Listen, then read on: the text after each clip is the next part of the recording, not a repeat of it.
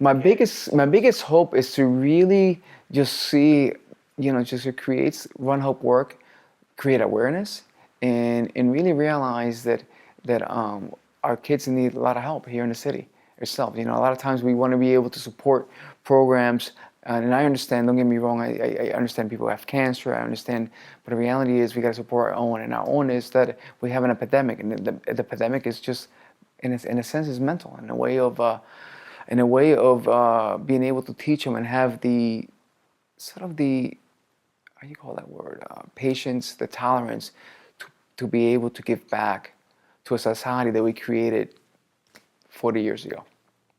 Because I believe that the impact of what's going on now is because I believe in my generation created what's happening now, you know.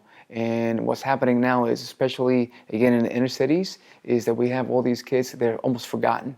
We forget that a lot of their parents were smoking crack. A lot of the parents, they don't have no parents around. And what happens is they grew up in a system. And what happens, the systems they only know what to do is to feed them and to give them housing. But what happens is they don't have no sense of what work is. They don't have no sense of what living is, because they didn't have nobody teaching them that, in a sense. They didn't have no support. So Run Hope Work is about being able to give that sense and really get them back to like the reality that we have to work.